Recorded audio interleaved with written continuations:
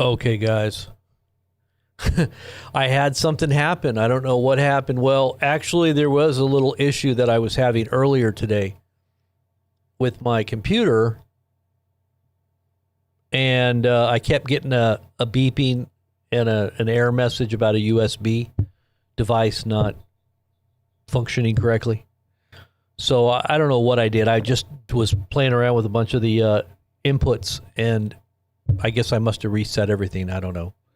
But I had to get back into here, and when all else fails, they always say just reboot your system, and a lot of times it takes care of the problem, and it did. So I couldn't figure it out. So I just rebooted everything. That's when it all worked. All right, guys, what's going on? We are finally on here. All right, so we got a bunch of you guys in the house here. Let me turn down this heater, don't burn my leg off. It's still kind of cold at night, but it is getting warmer here where we're at. I'm sure it's very warm where you're at because the whole country, it seems, is in a drought. And some of the reports that I'm reading are like, this is a drought like no other drought. And it's going to affect food production. Whatever's left of farmers being able to produce food is going to be also affected on top. It's like compounding the problem with the gas shortages and the fuel, fertilizer shortages. Now it's food. It's going to be the drought, right? So you got all of this compounded, all of this happening at once. Perfect storm. And you got to kind of wonder. And by the way, does my mic sound okay? Is my mic sounding okay here? Houston is cooler with lots of rain. Wow, that's weird. How's it going, Arnold? Absent name. Scott, what's going on, Scott? The late night. Hey, Scott, I ran into 3 Canadians today. 3 Canadian dudes, man. I knew they were Canadian when they first started talking. I knew they were Canadians. Actually, I was in the parking lot of a grocery store, and I was looking at these really cool bikes. They were electric bikes, and they were really big, huge, fat tires. And I was like, wow, these are very nice. And I was just kind of looking at them, and they were walking back up to their car, and they were like, hey, how are you? You know, they got that Canadian accent, and they were down in the States. I guess they were doing some turkey hunting. That's what they said, turkey hunting. And they shoot with bows and arrows, right? They shoot with bows and arrows. As they were telling me, they were shooting with bows and arrows. But the bikes they were showing me were like, in US dollars, they were probably like $4,000, $5,000 bikes. And they use them for hunting. There's a lot of people that use electric bikes for hunting. You know, whether it's pulling the game after they've shot it. But, you know, turkeys. Anyways, they were really nice guys. And I started talking, and I mentioned you, Scott. Yeah, they did say A. And I mentioned a friend of mine. I said, he lives in Victoria. He's like, oh, no, we don't live in Victoria. Those are the pretty boys up there. We're just country folk, country boys in Canada. I said, do you guys have 2.4s? He goes, oh, yeah, we got 2.4s. And he pulled out a beer. And then he goes, and 2.6s too. He says, but a 2.6 is not beer. It's 26 ounce, I forget what it was called, vodka maybe or something. He said it was some other hard drink. I started laughing. And I said, all you Canadians are so nice. Why are you so nice? You always got this reputation of being so nice. And they all started laughing. He goes, oh no, we're not all that nice. I said, yeah, all the pretty boys are in Vancouver. I said, yep, that's Scott. He's one of the pretty boys. It was so funny. But anyways, let's see. What do we got going on? There's a whole bunch of weird stuff going on. So you notice my title and my thumbnail, obviously. Well, the reason I posted that was because I found this to be very interesting. How many of you guys heard what Tucker said? Tucker Carlson, one of the biggest names in journalism, going all the way back to Fox News, one of the main, anchors of the whole network was Tucker Carlson. And then he flew the coop because I guess they figured he was a loose cannon. They couldn't control him. And he started off on his own and became very, very, very, very successful as a independent journalist, if there is such a thing. An independent influencer journalist. And he was taken to task by Trump himself recently a few times, along with Candace and a few others. What's interesting, though, is that Tucker said some things about his relationship with Trump today that I thought was very interesting. Did you happen to hear what he said? Well, let me just pull it up here for you because the quote is absolutely crazy. Now, I think that it's probably true because, with the way Trump is, I have to kind of tend to think that Tucker is probably more closer to what he's saying is accurate than not. Let me pull it up for you here.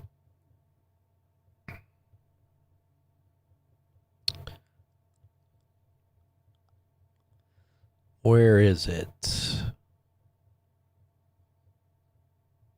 Did you send it to me? I don't see it. Oh, here it is. Okay. So this is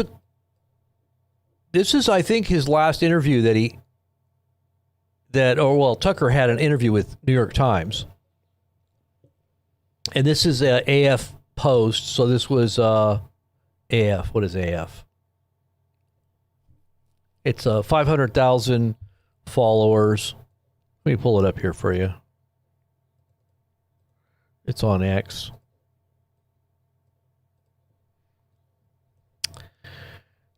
I think AF is America First. Okay, so America First, 500,000 followers. They said in an interview with the New York Times, Tucker Carlson argued that Trump has a supernatural component. Look at this. He has a supernatural component to him that he has a supernatural component to him that makes those in his close proximity obedient and docile. Carlson said that he experienced this effect firsthand, likening it to smoking hash. Trump is a hashish peddler of hashish. He's a dealer. Anybody that gets in his sphere is going to get some good stuff. And then he goes on to say, and I think it probably literally is a spell. My kids always make fun of me because I always say literally. And he said the same thing. Literally. And literally, I think it probably is that it's a spell. He's not joking. Oh, let me turn that down there. Sorry about that. He's not joking here. He's literally saying it feels like he's under some kind of spell. And the effect is to weaken people around him and make them more compliant and more confused. Now, that won't have an effect on you if you're being led by the Holy Spirit, and the Holy Spirit understands what's happening in the spirit realm. God Most High knows these spiritual forces that are at work behind the scenes and guiding the affairs of humanity through very powerful and influential men and women all around this world. One in particular, Donald J. Trump, who says he's the most popular person to ever have lived in history himself. He says that about himself. The most influential and most important and just the greatest of all time. That's why when he looks in the mirror, what looks back at him is a Baphomet goat. I don't know if you ever saw that picture when he looks in the mirror. Baphomet looking back at him. That stands for greatest of all time, by the way. And that's what the devil wants you to think. He wants you to think you're the greatest. That's just really what it's all about, right? It's appeal to the ego, stroke the ego, make you think you're God. But anyway, he goes on to say he weakens people around him and makes them more compliant and more confused. And I've experienced this myself. You spend a day with Trump and you're in this kind of dreamland. It's like smoking hash or something, eh? It's very interesting. Maybe like downing a couple of 2-4s and then finding out, where am I? A, in the Great White North? And it's very interesting, he says.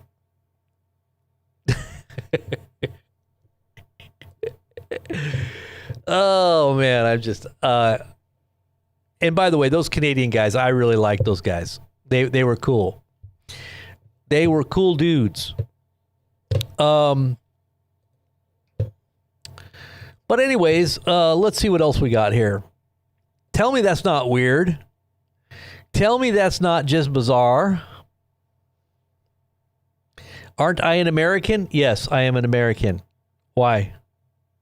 Are you talking about me as in terms of not getting behind everything that's going on? Is that what you mean? You know I'm an American. I just want to know we have a 48th president in 2029. This polarization is tiring everyone out. You know what's going to really tire everyone out? Is when there's no food on your plate. That's what's going to tire you out. Now we're going to be talking about the drought. Okay, so their drought. Now you got a perfect storm. You've got Trump saying all kinds of things that aren't true, that the whole world is seeing through. Everything he says is not actually happening. And so now it's quiet. Why is it so quiet? Because we're not able to do anything. All right. And if he says anything, it's going to make it look really a lot worse than it already is. For those who are paying attention, you already see the train wreck. Those who aren't, they might not see it. They're just looking, they're too busy to see how bad the outcome of all this craziness, these crazy policies have drug us into. I think by, it basically been ego-driven, or possibly even something more nefarious. Maybe there's some other nefarious agenda that's guiding our foreign policy that has caused us to literally shoot ourselves in the foot.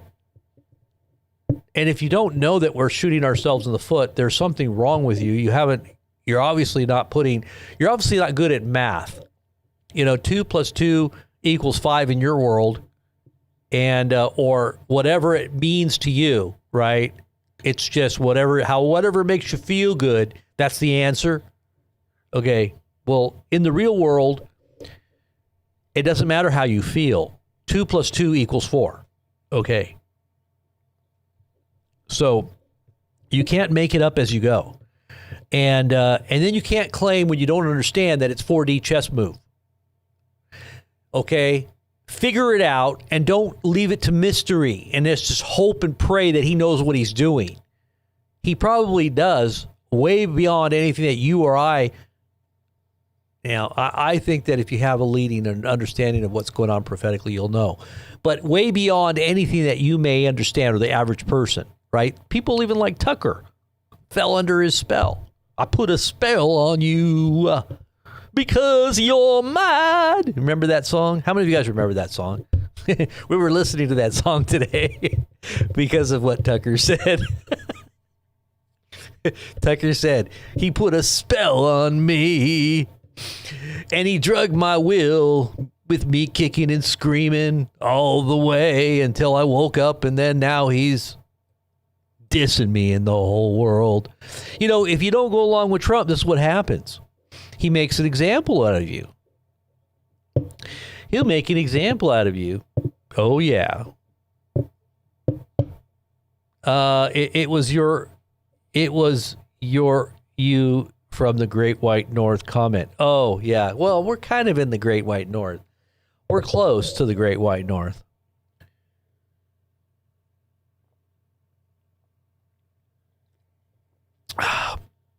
We got grizzly bears. Is that Great White Northy enough for you? Grizzly bears roaming around, looking for something to eat. You go out in my backyard, you might get eaten by a grizzly bear. Credence. Excuse me. I don't know what it is. I think I sprayed that 30% vinegar trying to kill some bugs. And I got the back spray. That's what I'm referring to. What are you referring to?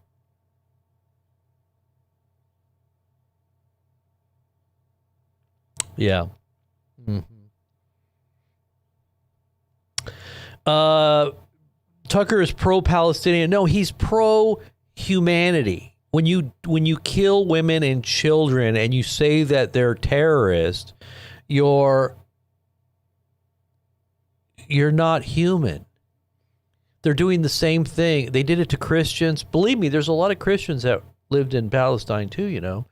And there's a lot of Christians that live in Lebanon, and they're doing the same thing. Hello. You know, the problem is Americans believe too much propaganda, and they don't do their research. They don't ever research. They don't use their brains. Yeah, we got grizzlies up here.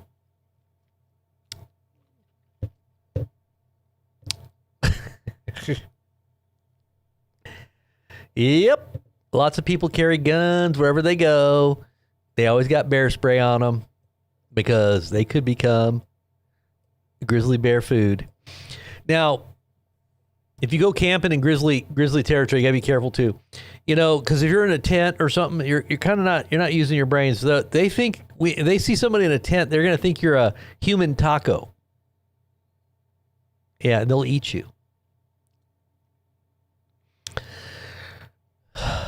But having 7 to 10 foot gators, you're fine with that. Yeah, gators are fine.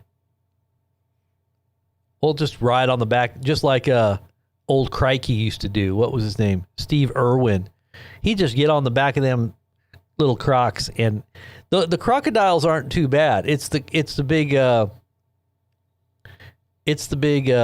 but not the alligators, but the crocodiles are the ones that are the bad ones. The alligators aren't too bad, right? I mean, still, an alligator can still eat you if you happen to be just laying there. But the crocodiles, those guys are pretty mean. Let's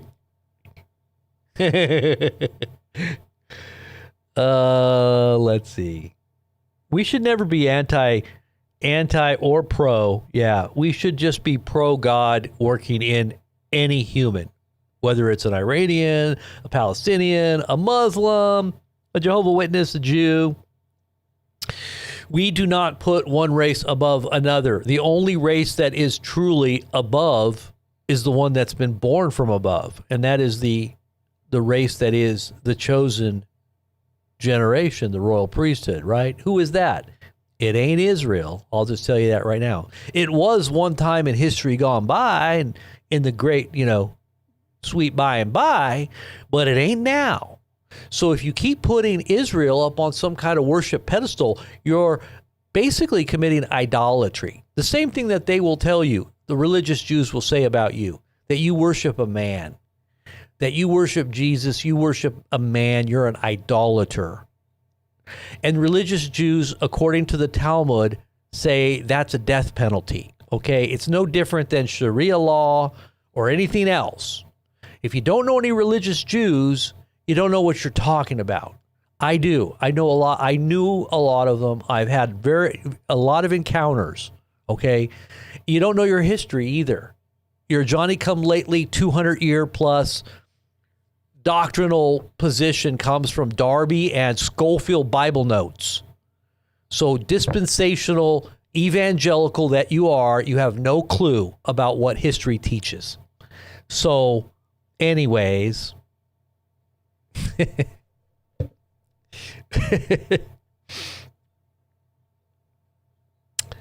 you shouldn't be afraid of anything, though.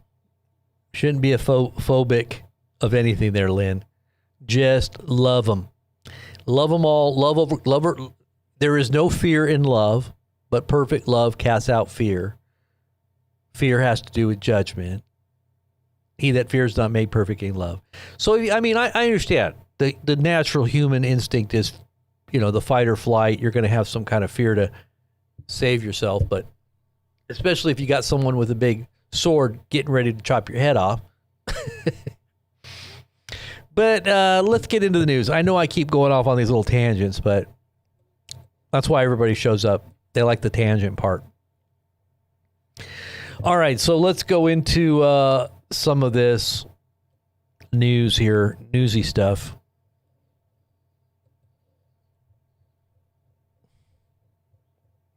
I know it's late night. A lot of people are going to be watching the archives, but that's just the only amount of time that I got to do what I'm doing right now. Where are we at here? What is going on? What the heck? Where am I at? 5 chats. What is this? Am I in the wrong? What is going on here? I'm on my Telegram page, but this doesn't look like my Telegram page. Is somebody using our... Somebody's got, cloned our page. What is going on?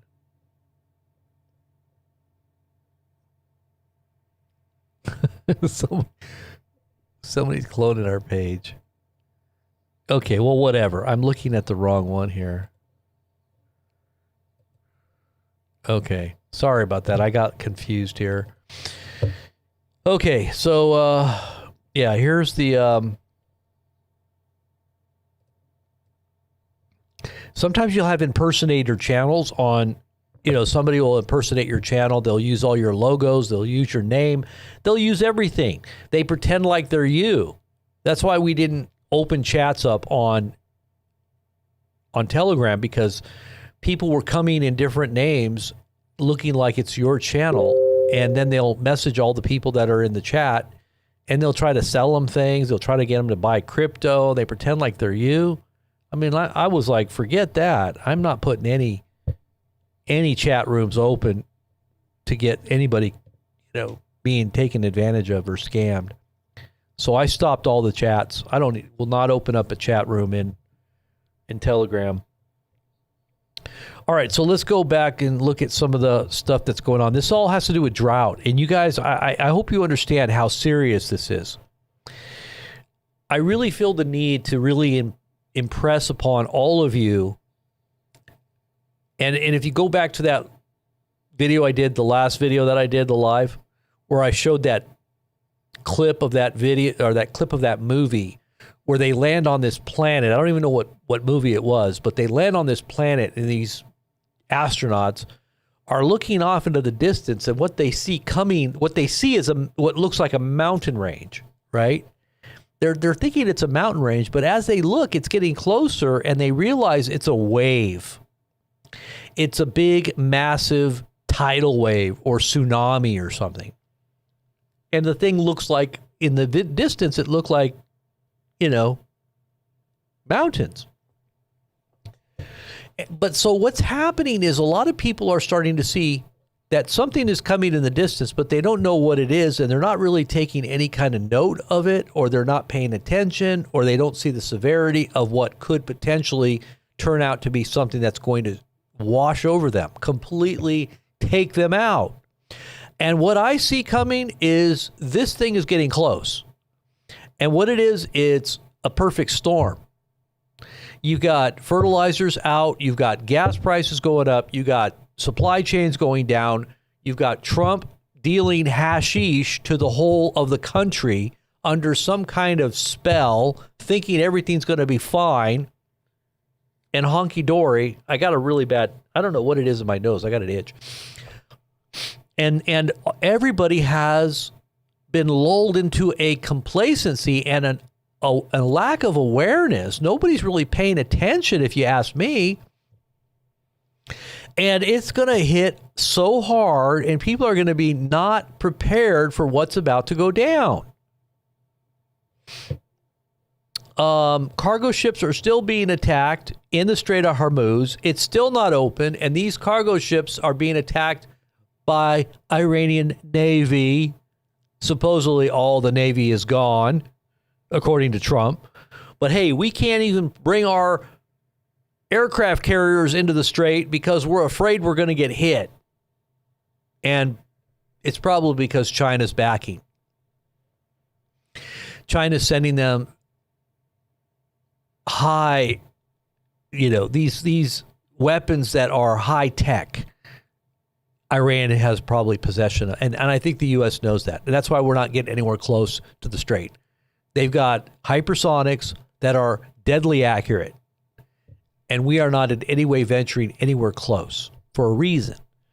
But if we do, and something happens, and this catapults the whole world into a real round 2 global war, you think what you're seeing now is bad?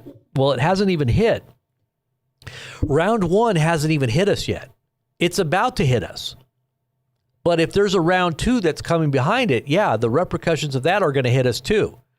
It's going to be like 1-2 washout. What kills you in a tsunami is not just the first wave. Usually there's like a wave, and that's bad, and then there's a second one, that's bad too. It's getting worse.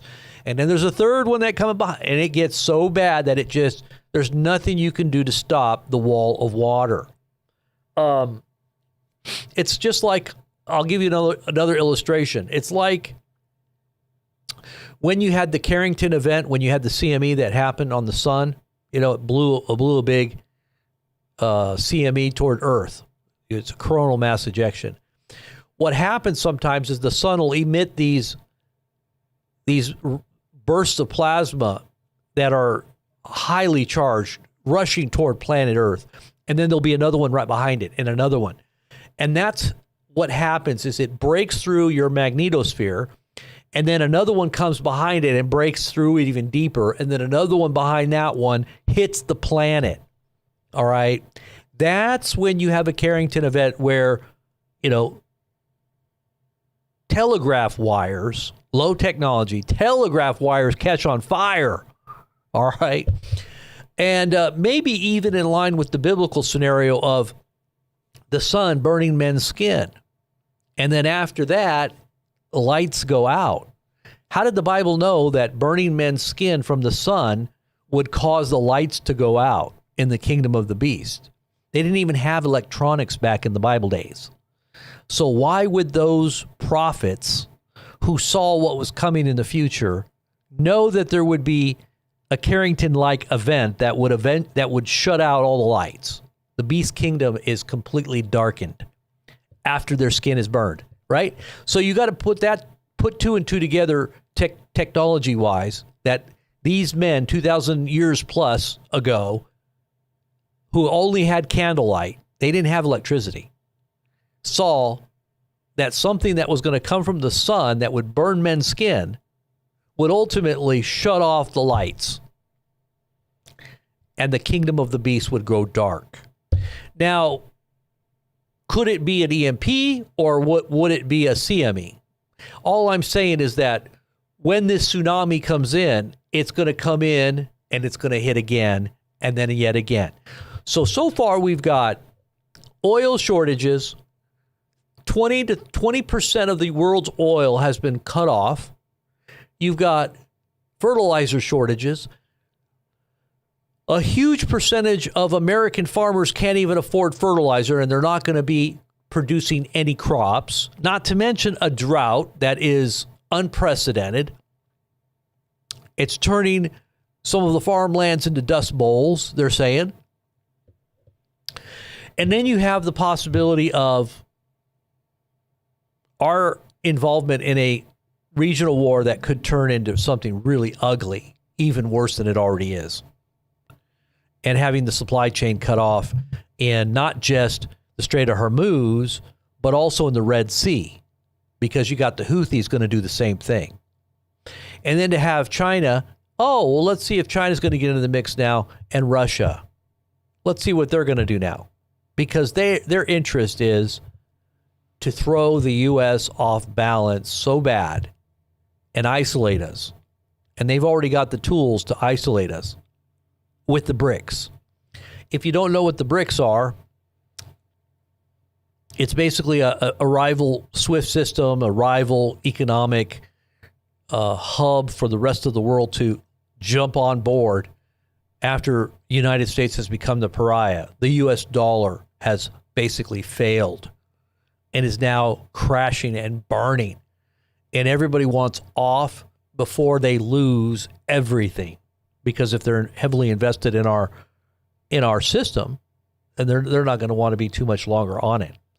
So it's only a matter of time. So let's go into the details. Unprecedented drought.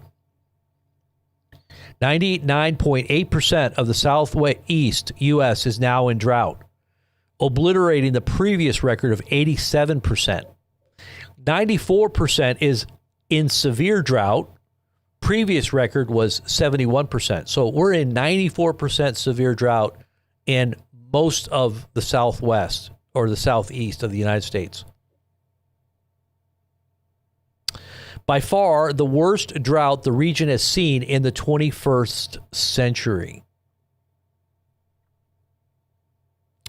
Percentage of farmers that are unable to afford all needed fertilizers. Percentage of farmers unable to afford all needed fertilizers. So you're talking about a lot of it being urea, and all that comes from places like Ukraine and through the Strait. It's not being shipped. It's being cut off. Farms in the South are struggling. 78% of southern, look at the map here. 78% of southern farmers say they can't afford all required fertilizers this year. The highest in any region. There's a lot of growing that goes on down there. Was it cotton, citrus? You've got all kinds of stuff. They probably grow wheat and corn. Now look at this in rice. Look at what it says here. The South is exposed for two reasons: crop mix and pre-booking behavior.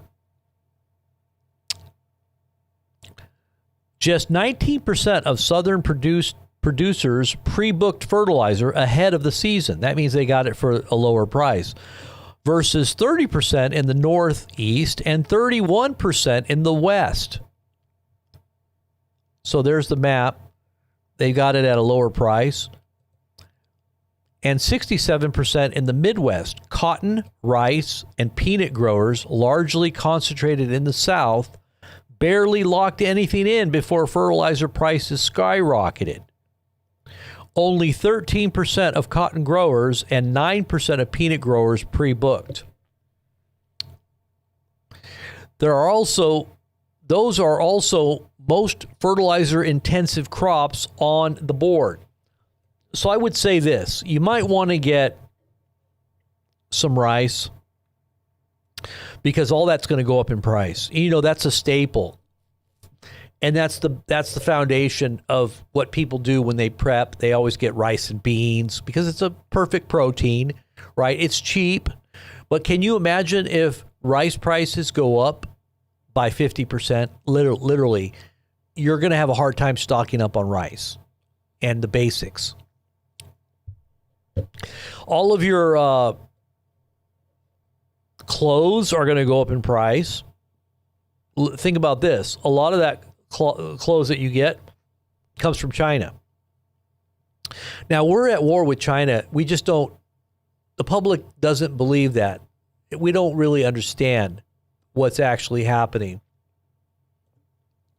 in terms of the escalation and how that would precipitate a complete and utter, I mean, this whole tariff war is nothing compared to what will happen if all-out war breaks out and the real identities of what's really going on behind the scenes, China and Russia in particular, fully behind their ally Iran, starts really attacking our interests and our critical infrastructure, just like we're doing. We're doing it through proxies. Now they're doing it through proxies. This right now is a proxy war with the West, but it's a real war. It's not some Cold War. This is a real hot proxy war. It could be akin to like a Vietnam. Yeah, we knew we were fighting the Russians or we were fighting communism, but it didn't turn regional. Well, there was Cambodia, there was Laos. I think there was some things going on in Laos, but it was mostly Vietnam, right? It didn't really spread really far. But what we're seeing now, you've got Ukraine, you've got the whole of the Middle East. It's happening all throughout the Middle East. I mean, Iraq and Syria, Lebanon. I mean, you got Israel in there just throwing a whole big wrench into everything. And it's just going to get worse and worse. And like I said, this is just the perfect storm, because now you've got fertilizers on the, so expensive they can't even pay for them. And then you've got the Dust Bowl coming because of the drought. We'll get into that in a minute. But look at this. Only 13. See, there are those. Those are also the most fertilizer intensive crops. Those ones that we were just talking about: rice, peanuts, cotton. And what I was saying earlier was that you get a lot of your clothes from China. Everything is made in China. Everything is made in China. I'm just telling you, look at everything that you have. I mean, these glasses, China. Everything is in China. Everything comes from China. I promise you, everything. I bet you this is air to clean my computer. How much you want to bet it's made in China? No, this is actually made in the USA. It has a big red flag. USA, USA. Amazing. We make something. Rice runs $1,308 an acre to produce. Peanuts, $1,166 an acre. And cotton, this is just for the fertilizer, $943 versus $658 for soy and $396 for wheat. U.S. farm sector losses have exceeded $50 billion across the past 3 crop years. Nearly all 94%. And by the way, Trump always is talking about how he loves the farmers and the agriculture. And, we got to just really help our farmers. Kind of like when he said he was going to help you. Hey, we got a $5,000 dose check because we got so much money coming in. We're going to give you guys a $5,000 dose check, stimulus. There you go. You're going to love it. Oh, but that didn't ever pan out, did it? Because, there wasn't that much money that was really found. What happened here? I don't know. Well, that reneged on that. Well, we got another $2,000 we're going to send to you because we got lots of money we made from tariffs. Oh, don't you want it? Aren't you happy about that out there? All you plebs out there that don't have no money because of the inflated economy? You got another $2,000 check coming. Don't worry. Where did that one come? Where did that one go? Oh, but you know what? He's going to help the farmers. Right. I believe that one too. Low water levels. This is Lake Mead. Unprecedented water levels. This picture you're seeing here, last year was bad. The water at least was up to these high points. Right now it's so low they can't even believe it. They can't believe how low it is right now as opposed to last April. Last April they were able to go skiing, all kinds of water sports. Now it's so low you can't even go in there. So I'm going to show you. This is Lake Powell. This is one of the most important lakes. Here, let me play it for you. Boat around the Let's just take a look at this. I want to show you. Lake Powell supplies like 7 states with water, and it's one of the biggest reservoirs in the U.S., and this is going to show you right here how bad it really is. Wow, they must be letting a lot of water out of Lake Powell right now. It's so dry right here.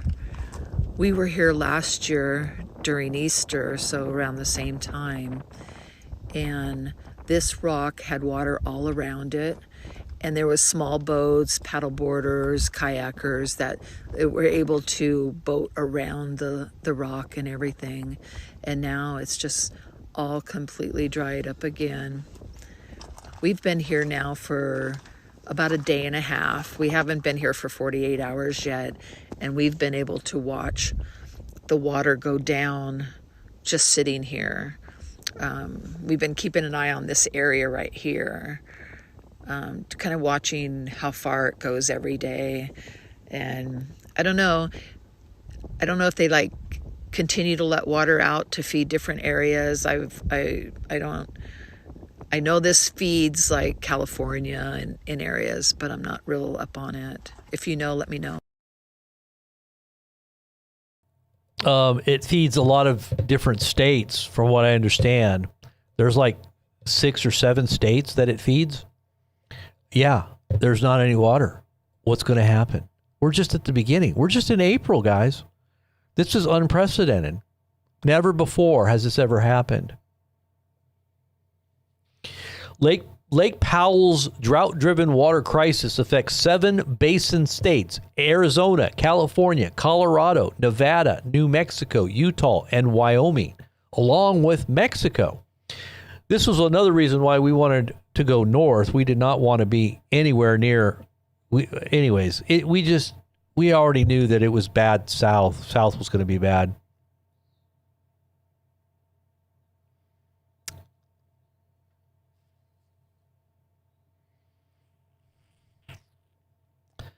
Anyways, America's largest reservoir nears record low water levels after dropping 6 feet in a month. Biblical drought. As of May 2026, major U.S. dams in the West, particularly Lake Mead and Lake Powell, are at critically low levels due to severe drought and low snowpack, with Lake Mead recently dropping over 6 feet in a single month. They're going to probably find a lot of dead bodies out there. You know why? Because people kill people and they throw them in the lake. They said that when the lakes go down, they always find barrels with dead people in them, from people that had got murdered or they threw them into the lake. Isn't that crazy? There was guys on YouTube that were going around looking at barrels, and they found a couple people that had been murdered.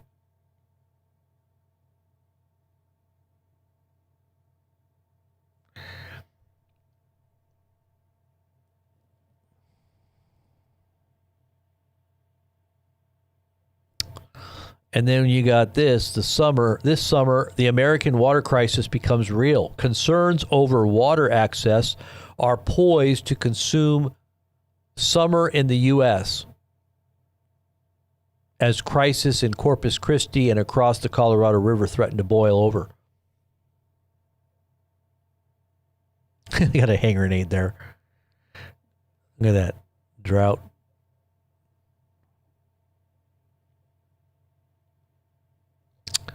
Let's see what else we got here.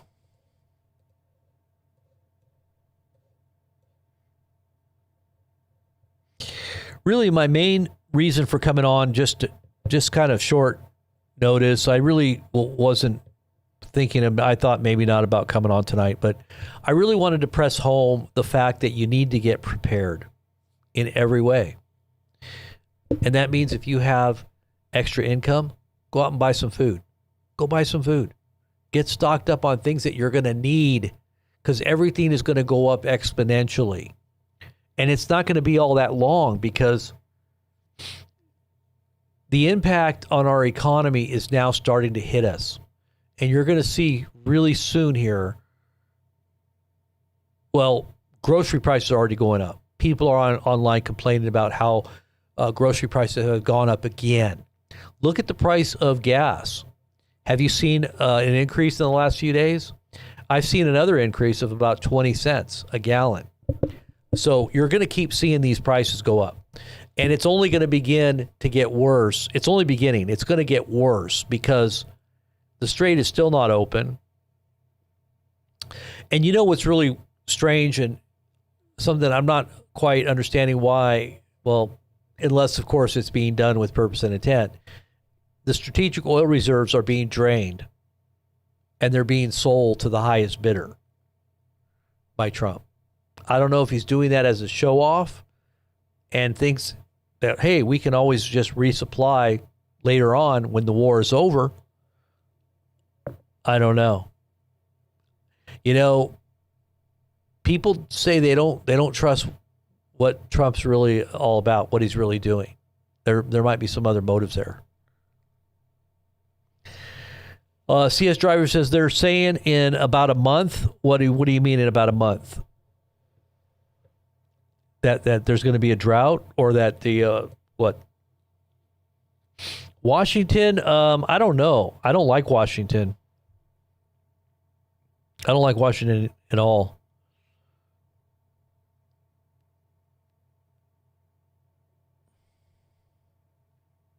You just have to be ready to move. Like, you know, if you're in a position in a place that doesn't feel secure, listen to your gut. Listen to, and this is why it's important to pray and know. Listen to, if you're a believer, listen to what you believe the Holy Spirit is showing you. And follow your gut. Hold on one second here. Okay, we're gonna watch these really quick here. Let's just put these on. Let's put this on, and I'll show you really quick.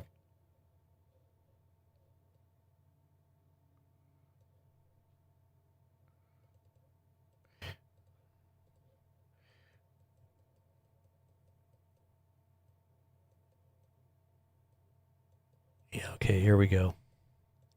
Just watch this. Now I'm at Falls Lake, North Carolina, in the middle of the worst drought the area has seen in years. This is a major water reservoir for Raleigh, and I should be knee-deep in water. These conditions are extending across the state. I talked to a farmer in the Piedmont area who said he's just never seen it this bad in spring. This is probably the driest I've ever seen in my life in April in Piedmont, North Carolina. Vaughn Willoughby is a hay and cattle farmer about an hour outside of Raleigh, looking over pastures the wrong color for this time of year. Very shocking to see how dry, how brown all the pasture is. All this should be green grass, and it's just completely dried out. It's drastic. This time last year, severe drought only covered 1% of North Carolina. But with this latest update, it covers 95% of the state. This is the same trend happening in the southeast and the rest of the continental U.S., giving this month the most widespread April drought condition since the U.S. Drought Monitor started tracking it back in 2000. Yeah, I mean, look, that's fairly dry. And this is after we had a little shower this morning. There's a little moisture there, but it's nothing. If you dig down deep in the ground, there's no moisture down there 5 or 6 inches deep. And that's where the roots need to be growing. It's bad news for Vaughn's cows. It just puts more stress on them, you know. It's kind of like if somebody told you to skip a couple of meals every day. You know, after a while, it's not much fun. You know, it's not great. Worse news for the crops. I know that we won't have as much hay this year because we're going to miss a full spring season of hay mowing. And for the fate of his farm. Granddaddy George used to say it'll always rain one day before it's too late. Well, we hope that it will. It's time now. The drought is making it harder for farmers, but that's on top of a lot of other problems. With conflict in Iran and over the Strait of Hormuz, farmers are paying more for fuel, for fertilizer, and they use a lot of plastic. That is now more expensive too. All those things together, Vaughn says it could be the most expensive year he's ever spent at the farm, and unfortunately that could mean higher grocery prices whenever you go to the store. Oh, yeah. It's going to definitely meet. Now, think about that. Petrochemicals that make everything that's plastic. If you're dependent on any kind of plastics, you're going to have an increase. Like, just for instance, these glasses I got, they're all plastic. You know how much these are going to go up in price? I think I bought a 5-pack of these glasses for my computer. I think it was like 12 or something, $12 or something like that. I can't remember what it was, but it wasn't that much. But you know they're making these in China. But if petrochemicals affect plastics, not to mention the fact that we might be in a tariff war or in some kind of trade war with China, they won't even send it. But if you were to try to make something like this in the United States, which they probably don't even make, I don't even think we probably even have one plant that makes something like this. We don't make stuff like this anymore like we used to. But even if we did, the price would go up exponentially because of everything being plastic. So plastics, everything that is plastic is going to go up. All of your packaging for all of your food, think about it, water bottles. And there's other things that are being affected. Helium. Helium's used in many different industries. They said that frozen foods are going to be affected because there's something that they use in frozen foods that is going to be affected by the straight shutdown. There's so many things, and it's just a domino effect. Here's another one. Check this one out. I'm Adam Klepp, continuing to cover the historic drought on the Colorado River and what it means for your water security. It is a gorgeous day. It is beautiful. A little cloud cover's nice. Standing tall at over 700 feet, the Glen Canyon Dam is a man-made wall wedged between rock carved out over millions of years by the Colorado River itself. I'm here with water expert Eric Balkin, director of the Glen Canyon Institute, as Lake Powell sits at record low water levels. When Lake Powell was full in the late 90s, we would be underwater right now. We are on the cusp of a water crisis. The reservoir behind us, behind me, is sitting at 23% full. If it drops just 30 more feet, the lake will hit what's called minimum power pool. The lowest levels can be for the Glen Canyon Dam to still generate power or release water down into the Colorado River below. When this dam was constructed, it was never envisioned that the water would be this low. Federal forecasts show Lake Powell would hit this mark as soon as August. To prevent it, drastic emergency actions are being taken. Bureau of Reclamation will be releasing water from Flaming Gorge Reservoir upstream.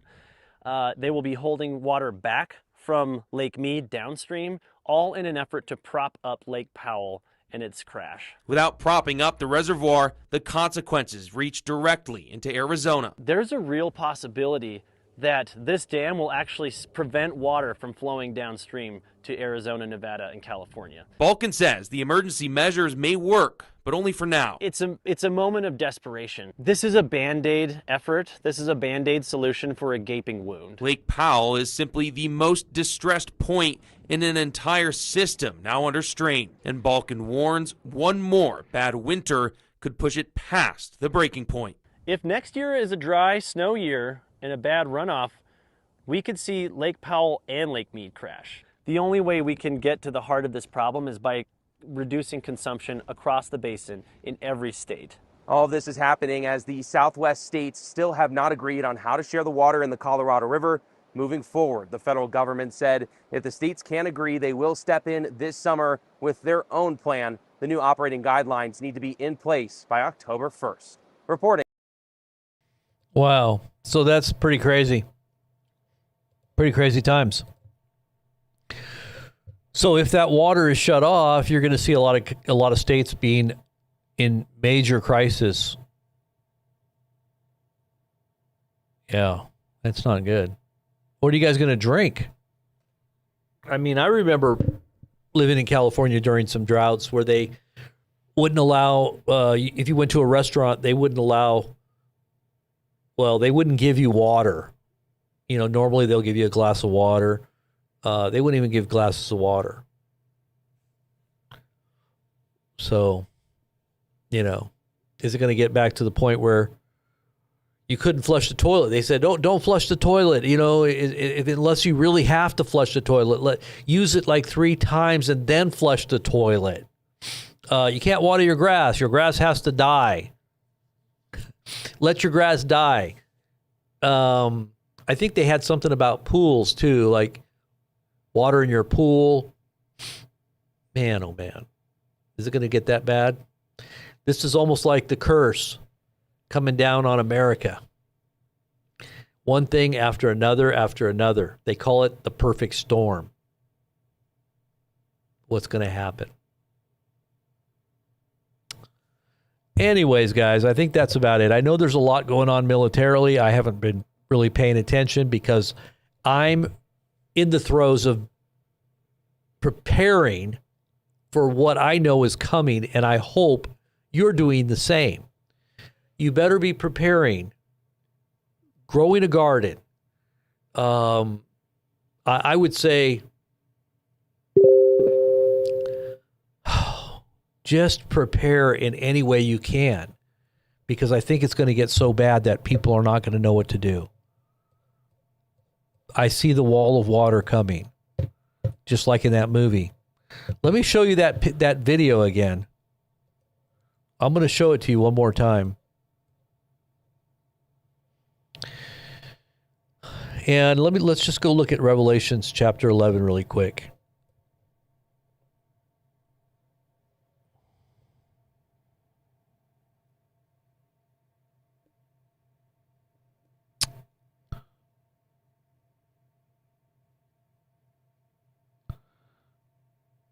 This is what you want. Or let's see. Oh, I thought this was the one that said you said that.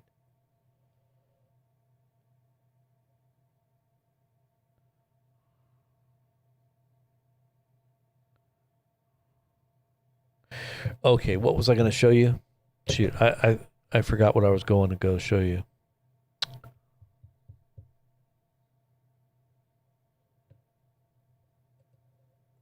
Where was I going? So somebody sent me this and I thought that this was related, but it's not. Okay. Oh, I was going to show you that video. Let's see what that was.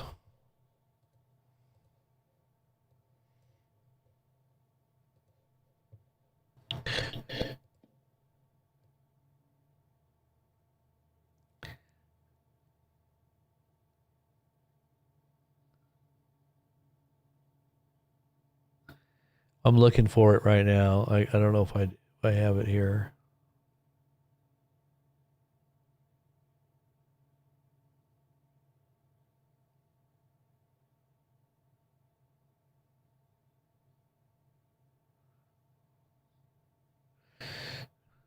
Maybe it was in the other video I did.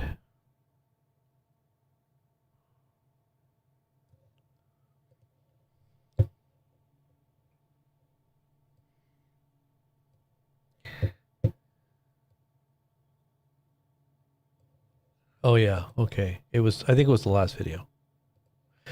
It was the one where Trump was singing the YMCA song. At the YMCA. What do you think about Trump liking the gay anthem?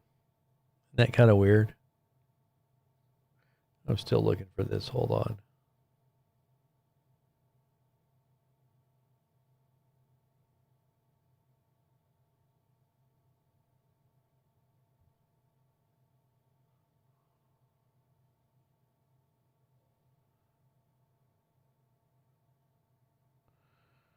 You know, I started thinking of that, and now I got the song stuck in my head. At the YMCA.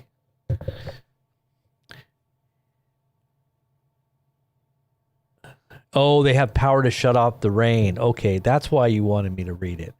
All right, so the reason that we were looking at that verse was because it said, let's see, the two witnesses, right? The two witnesses, the Christians that I think are represented by the two witnesses.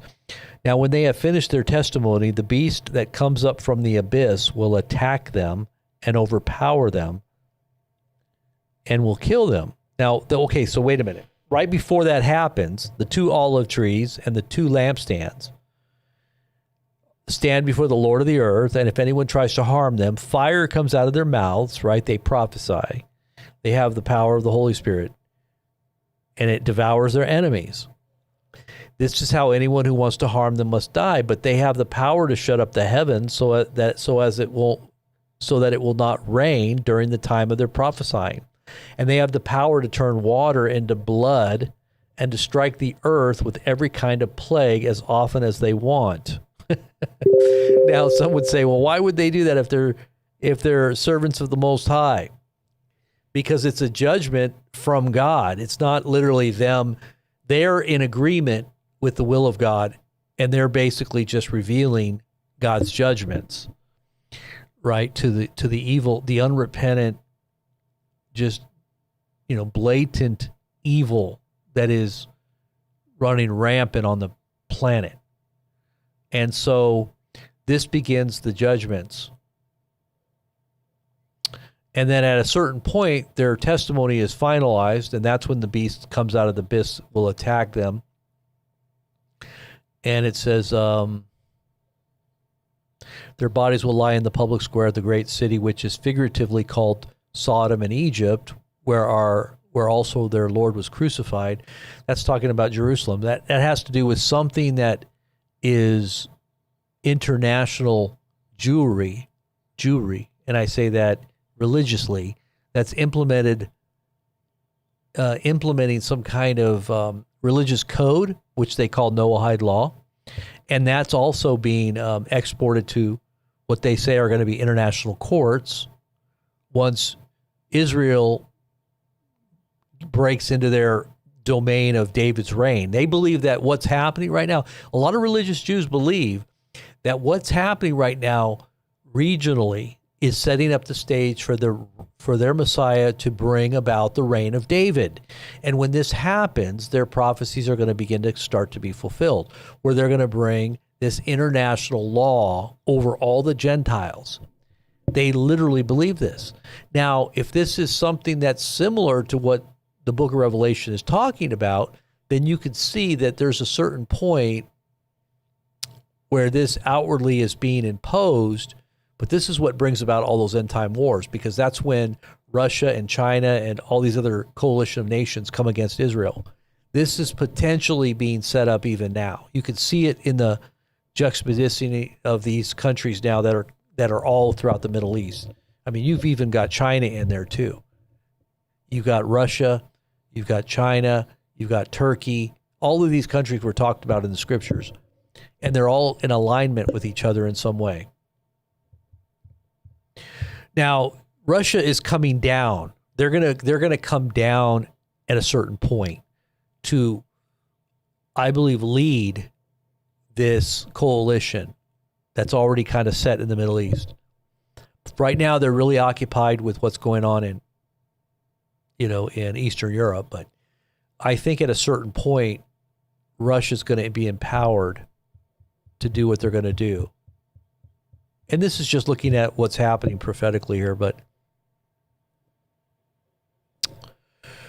all right, so I was looking at this other, I wanted to show you this one graphic, just kind of give you an illustration of what I think is coming.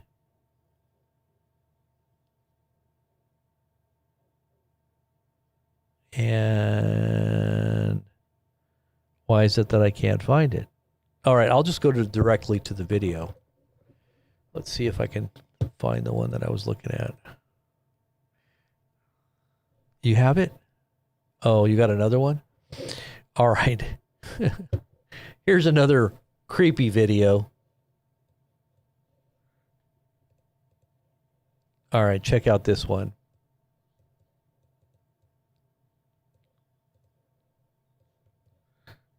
This is these are all shrimp. So there's no sound on this. This is shrimp. Oman beach transforms into red carpet of death. Millions of dead shrimp wash ashore, turning water and sand bright pink, changing ocean conditions blamed changing ocean condition blamed by AccuWeather. So AccuWeather is saying it's verse 6.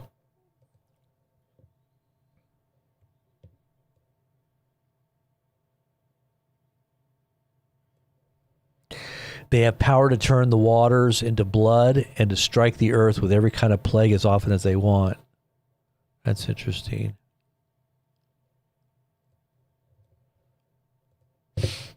All right, let me see if I can find that last video, and then I'm going to go. If I can figure out where it's at. It was the one that said, oh, geez, what was it?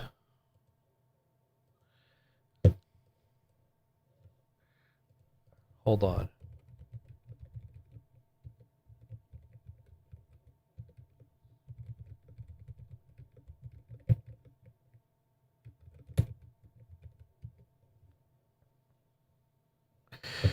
The Impossible film based on the Indian Ocean. No, that wasn't it.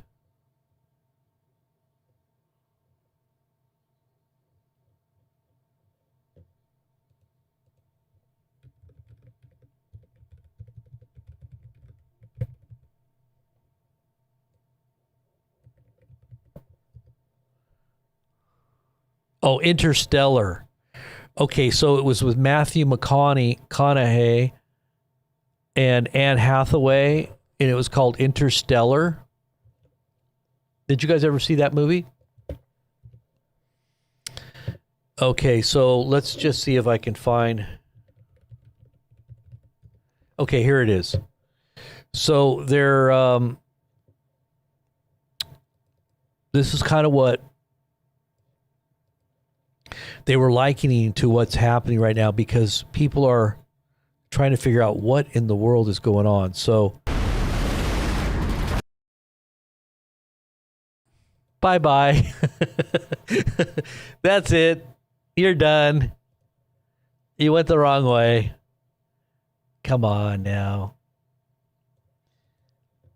How dumb can you be? Did you not see that big wave coming? Are you blind? Get back to the ship. Get back to the chopper.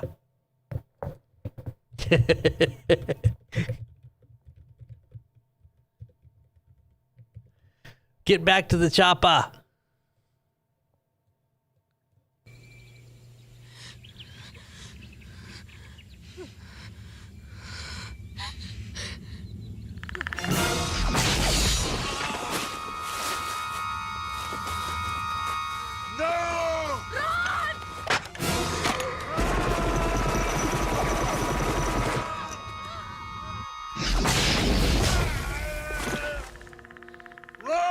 Get back to the chopper. Get to the chopper!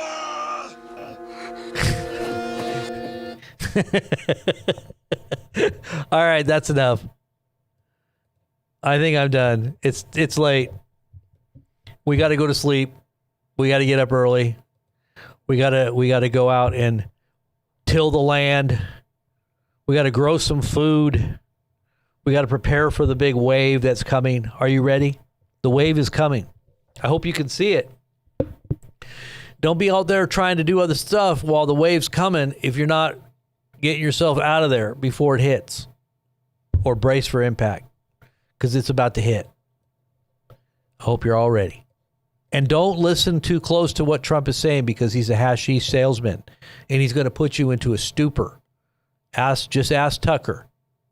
Docile, confused, complacent, not knowing what's up and what's down until it's too late. So, it's like, don't look. What the heck was that where they looked at it and they got mesmerized? Oh, it was the seamen on the oceans would listen to the sirens. Don't be looking at those sirens. Don't be listening to them. You're going to get stuck and you're going to be shipwrecked. All right. So don't look, don't listen. You'll turn to stone. All right. Just keep looking at Jesus. Amen. All right. God bless. You guys all have a good night, and I'll catch you later. I'm going to go get some sleep. Amen. All right. God bless.